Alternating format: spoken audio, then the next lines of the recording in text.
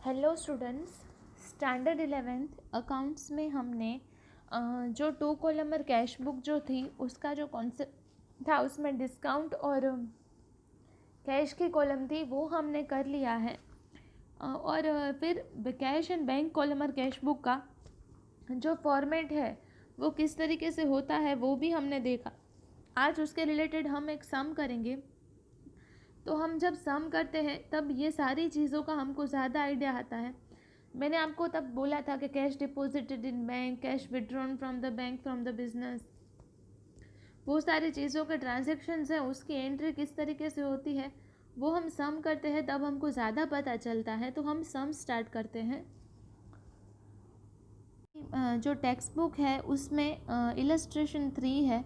From the following transaction prepare the cash and bank columnar bank book in the book of Gayatri brothers. Gayatri brothers की book में हमको bank and cash columnar की cash columnar जो है वो cash book बनानी है। तो यहाँ पे हमारे पास 2015 अप्रैल 1 की डिटेल्स दी गई है। ओपनिंग कैश बैलेंस है 6000, ओपनिंग बैलेंस बैंक बैलेंस है 5000। तो हम यहाँ पे जब कैश बुक बनाते हैं, कैश बुक में हमने फॉर्मेट याद रखा था, date, particulars, receipt number, ledger folio, cash amount, bank amount, date, particular, voucher number, ledger folio, cash amount and bank amount. तो ये सारी चीज़ों के इस तरीके से कॉलम बनते हैं। हमारे पास बैलेंस है, ओपनिंग कैश बैलेंस 6000 और बैंक बैलेंस है 5000। Balance brought down 6000 and 5000। यहाँ पे हमने ये दोनों अमाउंट लिखी, ये दोनों हमने कंप्लीट की। फिर है goods of ₹10,000 sold to Pankaj for cash at 10% trade discount. Trade discount से हमने पंकज को 10% ट्रेड डिस्काउंट से कैश में हमने सेल किए हैं। 10,000 के गुड्स जो है वो हमने सेल किए। तो यहाँ पे थर्ड डेट का ट्रांजैक्शन यहाँ पे लिखेंगे। कैश सेल्स अकाउंट, क्योंकि बिजनेस में कैश आई है तो 9,000, क्योंकि 10% कैश डिस्काउंट है तो 1000 माइनस कर देना है।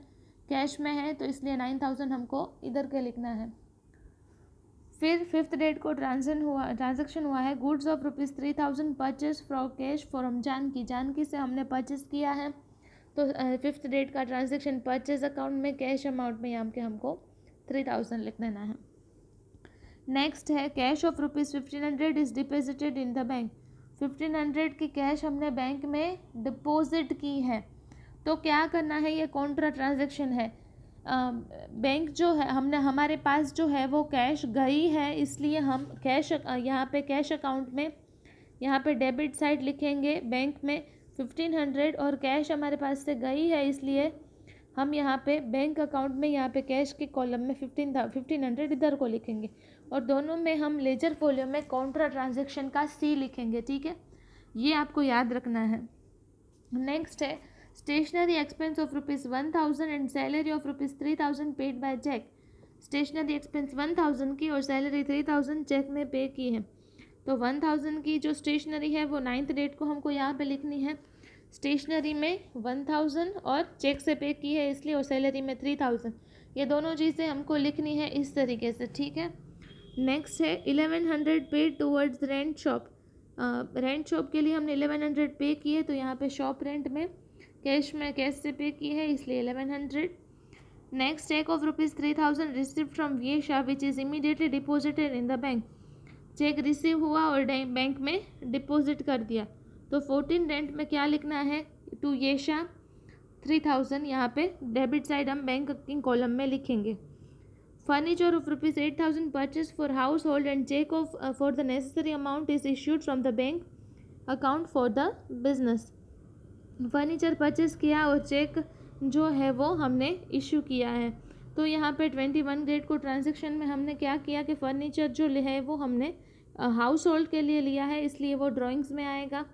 फर्नीचर हमने परचेस किया है, फर्नीचर जो है वो हमने परचेस किया है इसलिए ड्राइंग्स अकाउंट में यहाँ पे हमको 800 लिख देना है। उसके पहले एक ट्रांजेक्शन था 1000 is withdrawn from the bank to pay fire insurance premium. Fire insurance premium के लिए बैंक से विड्रॉ की है तो यहाँ पे कैश अकाउंट पे लिखने हैं 1000। नेक्स्ट है fire insurance paid. Fire insurance पे कर दिया तो फायर इंश्योरेंस प्रीमियम में यहाँ पे हमने 1000 कैश की कॉलम में लिखना है। Placed an order with Akbar by for supply of goods of ₹5,000। हमने सिर्फ यहाँ पे ऑर्डर प्लेस किया है, it will not be recorded, क्योंकि ये जो ट्रांजैक्शन है वो हमने ये नॉन फाइनेंशियल ट्रांजैक्शन है, सिर्फ ऑर्डर प्लेस हुआ है, ऑर्डर कुछ कैश की कुछ एंट्री है वो नहीं की गई है, इसलिए ये जो ट्रांजैक्शन रिकॉर्ड नहीं होता। जो 70 डेट को ट्रांजैक्शन हुआ था कि हमने withdrawn from the bank to pay fire insurance, तो 1000 has been withdrawn from the bank for the payment of fire insurance premium of the business, therefore first it will be recorded as a contra transaction. It means that bank balance will be reduced and cash balance will be increased by 1000. On 23rd को fire insurance premium has been actually paid by cash, therefore on the date the date 1000 will be recorded in the cash book on the payment side of the cash column, और transaction dated 27 is non economic. तो इस तरीके से हमने ये जो सम है वो आज कंप्लीट किया है। आपको आपकी स्क्रीन पे आपके टेक्स्ट बुक का सम नंबर 5 जो दिखाई दे रहा है वो आपको होम असाइनमेंट में कंप्लीट करना है और उसको करके टाइम टू टाइम भेज देना है। आप सम्स करोगे तो ही आपको सम्स का ज़्यादा आइडिया होगा, और अदरवाइज़ आपको सब मैसअप हो जाएगा और फिर आप बहुत डिफ़िकल्ट हो जाएगी आपके लिए ये सारी चीज़ें करने में। इसलिए जब होता है तब उसके साथ साथ ही आप सम कंप्लीट करो तो आपके लिए ही आसानी रहेगी। Thank you.